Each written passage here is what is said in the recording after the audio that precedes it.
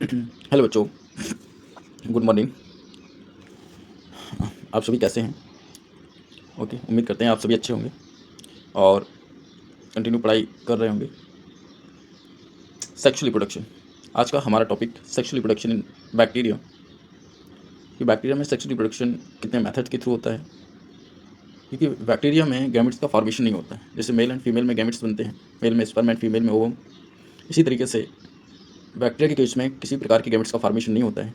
तो फिर क्यों कहा या क्यों पढ़ना पड़ा बैक्टीरिया में सेक्सुअल रिप्रोडक्शन, जब गैमेट का फॉर्मेशन होता ही नहीं है, जब दोनों फर्टिलाइज करते ही नहीं हैं, तो फिर सेक्सुअल रिप्रोडक्शन का अर्थ ही क्या है।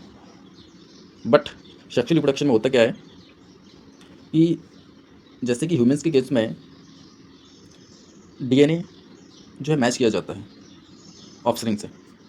ओके, तो डीएनए मैच क्यों करते हैं? क्योंकि जीन ट्रांसफ़र हुए हैं, जीन ट्रांसफ़र हुए हैं बाई जेनेटिक मटेरियल, क्रोमोसोम, है ना। क्रोमोसोम के माध्यम से genes one parents to another में ट्रांसफ़र हुए हैं।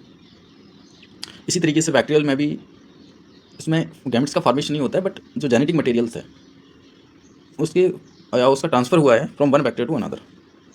ओके, तो चलिए समझते हैं कि बैक्टीरिया में सेक्सुअल रिप्रोडक्शन कैसे होता है। यदि ये वीडियो आपको अच्छी लगे तो प्लीज़ सब्सक्राइब कर लें। ओके, आपके लिए लगातार मैं वीडियो लाता रहूँगा। So let's start my topic sexual reproduction. In sexual reproduction okay, two parents are involve. इसमें दो पेरेंट्स इन्वॉल्व होते हैं, तो ये तो क्लियर है, ठीक है। क्योंकि सेक्स मीन्स ही होता है लिंग, हिंदी में लिंग बोलते हैं, और लिंग आपको पता है स्त्रीलिंग एंड पुल्लिंग, है ना। फेमिनिन, वो क्या बोलते हैं उसको, मैस्कुलिन एंड फेमिनिन।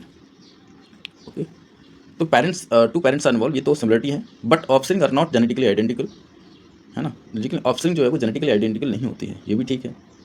यहाँ तक तो क्लियर है, लग रहा है यहाँ से देखने पर कि ये इसमें सेक्सुअल रिप्रोडक्शन ठीक likes in humans. Okay, but types of sexual reproduction, conjugation, transformation, transduction क्या होते हैं, ये इस तरीके के मेथड्स, इन पर हम बात करेंगे। और किस तरीके से जेनेटिक मटेरियल, क्योंकि जितने भी हम टाइप्स पढ़ेंगे ये सभी जेनेटिक मटेरियल्स के ही टाइप्स, जेनेटिक मटेरियल्स के ट्रांसफर के ही टाइप हैं, क्योंकि मैंने आपको बताया गैमेट्स फॉर्मेशन नहीं होता है। सो let's move on the next slide. Okay, चलिए, conjugation, first method of sexual reproduction in bacteria, conjugation.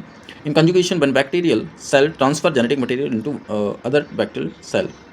Conjugation में होता क्या है कि एक बैक्टीरियल सेल से जेनेटिक मटेरियल दूसरे बैक्टीरियल सेल्स में ट्रांसफ़र होता है। मैं अभी डायग्राम के थ्रू समझाऊंगा, एक्सप्लेन करूंगा। Next, it is transferred in form of plasmid. ये प्लाज्मिड के फॉर्म में ट्रांसफ़र होता है, नॉन एज, इसको एप प्लाज्मिड कहते हैं। एप प्लाज्मिड क्या होता है इसके बारे में भी हम बताएंगे।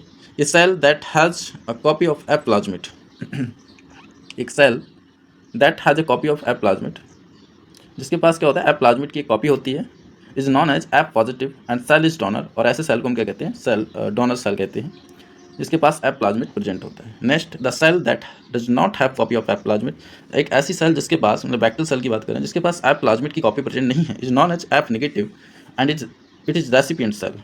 ओके, इसको हम क्या बोलेंगे, recipient cell. Okay, so let's move on the next slide. Okay, step of conjugation. ये कंजुगेशन के क्या क्या स्टेप्स हैं? तो फर्स्ट है F positive cell produce pilus. जो एप पॉजिटिव सेल्स होती हैं केवल यही पाइलस का प्रोडक्शन करती हैं, मतलब पाइलस को प्रोड्यूस करती हैं। The pilus, next, the pilus enable the direct contact between the donor and recipient cells. जो पाइलस है ना, पाइलस के थ्रू ही एक बैक्टीरिया, मतलब from one bacteria of another, तो एक बैक्टीरिया दूसरे बैक्टीरिया के मध्य एक डायरेक्ट कॉन्टैक्ट बना पाता है बाय पाइलस, ये through pilus. Next, an enzyme relax some transferase nick one of the two DNA strand of D plasmid, and this strand is transferred to recipient cell. Okay. Next, what donor and recipient cell to contain single strand DNA. जो donor हो या recipient sales हो, ये एक single stranded DNA को contain करती हैं, जबकि डोनर सेल्स एक एक्सटर्नल डीएनए मॉलिक्यूल लाइक, जो कि डबल स्ट्रैंडेड सर्कुलर डीएनए होता है, उसको कंटेन करती हैं। The application of this DNA occurs forming double stranded F plasmid. DNA का replication forming double stranded F plasmid, तो डीएनए का जब रेप्लिकेशन होता है in the within the recipient cell, ठीक है, तो वहाँ पर डीएनए का रेप्लिकेशन होता है और double stranded F plasmid form करता है, identical to original F plasmid, जो कि जो ओरिजिनल या जो पेरेंटल एप प्लाज्मिड सेल है उसकी ही जैसे दो डॉटर सेल्स का फॉर्मेशन होता है। ओके, सो मैं आपको डायग्राम के थ्रू एक्सप्लेन करूं। चलिए एरो के थ्रू समझाता हूँ। देखिए यहाँ पे ये जो आप देख रहे हैं डोनर है, ठीक है, डोनर सेल है। मैं कलर चेंज कर दे रहा हूँ, रेड इन कलर। ओके, तो ये आपको दिख रहा है ये डोनर सेल है। डोनर क्यों कहा? क्योंकि इसके पास एफ प्लाज्मिड प्रेजेंट है, इस वजह से डोनर बैक्टीरियल सेल है। इसको हम एफ पॉजिटिव बैक्टीरियल सेल्स के नाम से भी जानते हैं। क्या जानते हैं? एफ, 2 मिनट मैं छोटा कर दूँ थोड़ा। इसको हम एफ पॉजिटिव प्लाज्मिड के नाम से भी जानते हैं। ओके, इसमें आपको ये डायग्राम में दिख रहा होगा, ये क्या है? पाइलस है। ये डोनर सेल्स ही केवल पाइलस का फॉर्मेशन करती हैं। ओके आगे आपको ये बताऊं कि ये है रेसिपिएंट सेल, ठीक है। इसके पास एफ प्लाज्मिड प्रेजेंट नहीं है। यहाँ आपको दिख रहा है ये एफ प्लाज्मिड प्रेजेंट है, बट यहाँ पर नहीं है, इसलिए रेसिपिएंट सेल है, क्योंकि ये उससे रिसीव करेगी, है ना। ये क्या करता है? रिसीव ऑफ डीएनए, और ये है गिव्स अप ऑफ डीएनए, है ना।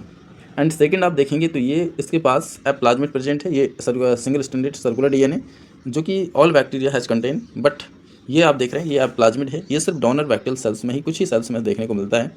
और आगे जाके ये पाइलस का फॉर्मेशन करता है, जो कि इंजेक्ट करता है into the recipient cell. And यहाँ पर ये अभी ट्रांसफ़र नहीं हुआ है। नेक्स्ट थर्ड स्टेप में क्या हुआ है कि यहाँ पर ये एफ प्लाज्मिड, ये तो सब में प्रेजेंट होगा, ये किसी में भी चेंज नहीं है, ठीक है। ये जो circular single standard circular DNA है, बट ये प्लाज्मिड आप देख रहे हैं, प्लाज्मिड में यहाँ पर कटिंग आया, जिसको बोलते हैं ऑरिजिन ऑफ ट्रांसफ़र। ओके, जहाँ से भी ये कटिंग हुई है ऑरिजिन ऑफ ट्रांसफ़र बोलते हैं। यहाँ पर एक एंडोन्यूक्लियस एंजाइम होता है जो कि डीएनए को कट करने का काम करता है। तो यहाँ से डीएनए कट हो जाता है, तो फिर ये इस तरीके से आगे इस बैक्टीरियल सेल्स में ऐसे ट्रांसफ़र हो जाता है, ठीक है। और यहाँ आके और ऐसे एक सर्कुलर बना लेता है ऐसा, ठीक है। ओके, तो इस तरीके से आके ये डोनर सेल है ना, ओल्ड डोनर सेल हो गया, और ये न्यू डोनर सेल हो गया, क्योंकि इसने अपना जो डीएनए है वो इसको ट्रांसफ़र किया हुआ है ना बाई पाइलस। आप देख रहे हैं आपके दोनों के पास अब पाइलस आए, क्योंकि इसके पास प्लाज्मिड है, मतलब ये न्यू डोनर सेल है बैक्टीरियल सेल, और ये ओल्ड डोनर है, बट दोनों ही क्या करते हैं? बैक्टीरियल सेल्स को प्रोड्यूस करते हैं। Okay, so let's move the next slide. Transformation, है ना। Okay, transformation. In transformation a bacterial takes in DNA. Transformation में एक बैक्टीरिया जो कि डीएनए में क्या करता है? From its environment. अच्छा, ये bacteria takes in DNA from its environment. एक बैक्टीरिया जो कि एनवायरनमेंट से डीएनए को रिसीव करता है, ठीक है, लेता है। Obtain DNA that has been shed by another bacterium, जो कि अनदर बैक्टीरियम में इंजेक्ट कर दिया जाता है, ठीक है। आप देख रहे हैं एनवायरनमेंट से बैक्टीरिया ने डीएनए को कंटेन किया है। अच्छा, आपको डायग्राम के थ्रू शो करता हूँ, 2 मिनट रुकिए। ये एनवायरनमेंट से डीएनए को रिसीव किया है, तो that has been shed by another bacterium, छोड़ दिया जाता है। If DNA is a circular DNA called F plasmid, okay, it can be copied in receiving cell. वो क्या होता क्या है, मैं आपको डायग्राम के थ्रू समझाता हूँ, है ना।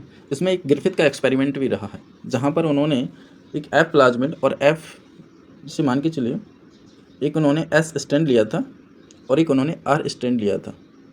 जो एस स्टैंड था ना, ये नॉन वायरोलेंट था, ठीक है, ये विषैला नहीं था, जबकि ये वायरोलेंट था, मतलब विषैला था। तो जब इन्होंने जो एस स्टैंड है ना, एस स्टैंड और ये आर स्टैंड, जब एस स्टैंड, ये कैसे है? वायरोलेंट है, ठीक है, मैं आपको लिख के दिखाता हूँ, 2 मिनट रुकिए। ये जो आपको दिख रहा है ना, ये आपका नॉन वायरोलेंट है, बट ये आपका वायरोलेंट स्टैंड है। ग्रिफिथ ने क्या किया कि 2 प्रकार के, मतलब ये जो स्ट्रेप्टोकोकस निमोनिया है ना, एक प्रकार का बैक्टीरिया है स्ट्रेप्टोकोकस निमोनिया, जो कि निमोनिया रोग कॉज करता है इन द माइस, चूहों में। तो उन्होंने पहली बार में एस स्टैंड जो कि नॉन वायरोलेंट है माइस में इंजेक्ट किया, तो माइस लाइव रहा, ओके। बट जो आर है, यदि वो इंजेक्ट किया तो माइस डेड हो गए, है ना। अगली बार उन्होंने क्या किया, एस स्टैंड और आर स्टैंड को दोनों मिक्स करके लगाया, तो माइस डेड रहा, माइस डेड हो गया। तो उन्होंने ये समझा, इससे निष्कर्ष निकाला, ऑब्जर्व किया कि एस स्टैंड नॉन वायरोलेंट था जबकि आर स्टैंड वायरोलेंट था। तो कुछ तो ऐसा है आर स्टैंड में जो कि एस स्टैंड में जाने पर ये एक डिसीज कॉज करता है, लाइक निमोनिया, जिससे कि चूहे की डेथ हो जाती है, ओके। तो अगली बार उन्होंने आर स्टैंड को हर्ट करके इंजेक्ट किया इनटू द माइस, तो माइस लाइव रहा, बट आर और एस स्टैंड, मतलब आर स्टैंड को हीट करके एस स्टैंड के साथ मिक्सचर करके लगाया, तो उन्होंने ऑब्जर्व किया कि फिर से माइक डेड रहा। इससे ये वो होता है, ये निष्कर्ष निकलता है कि एस और आर स्टैंड जब एक दूसरे से मिलते हैं तो आर स्टैंड के पास कुछ ऐसे वैक्टर रह जाते हैं जो कि एस स्टैंड में जाने पर सर्वाइव कर जाते हैं। ओके, तो इस तरीके से उन्होंने देखा कि जीन्स का भी ट्रांसफ़र होता है और वो भी एनवायरनमेंट से। ओके, तो ये ट्रांसफॉर्मेशन को शो करता है। ग्रिफिथ एक्सपेरिमेंट था, आगे आप स्लाइड पर देख ही सकते हैं। ओके, सो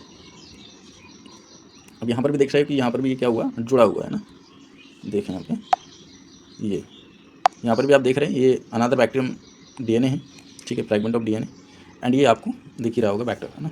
तो इसमें ही आपका डीएनए फ्रैगमेंट होता है, ये वेक्टर होता है जो कि आगे जाके न्यूक्लियोटाइड एंजाइम की मदद से कट होता है एंड वहाँ पर अटैच हो जाता है, इसको बोलते हैं recombinant DNA. Okay okay, transduction in transduction viruses that infect the bacteria, bacteria को इन्फेक्ट करता है। Bacteriophage move short pieces of chromosomal DNA from one bacterium to another by incident. Okay, तो होता क्या है, मैं डायग्राम के थ्रू आपको एक्सप्लेन करूँ। अच्छा देखें यहाँ पे डायग्राम में, यहाँ पर होता क्या है, ये है बैक्टीरियोफेज। ओके, इस बैक्टीरियोफेज का डीएनए और ये है बैक्टीरियल सेल का डीएनए। ये जो आपको दिख रहा है ये क्या है, बैक्टीरियल सेल का डीएनए नहीं है, जो ग्रीन कलर का है बैक्टीरियल सेल का डीएनए है, और ये जो आपको पिंक कलर का दिख रहा है, हल्का पिंक कलर का, ये बैक्टीरियोफेज लाइक वायरस का डीएनए है। ओके,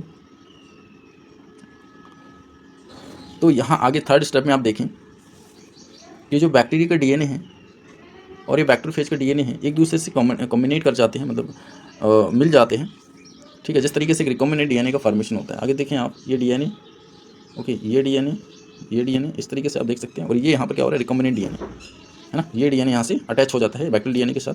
तो इस तरीके से भी क्या होता है, बैक्टीरियल डीएनए मतलब अलग अलग वैराइटीज़ के बैक्टीरिया फॉर्म होते हैं।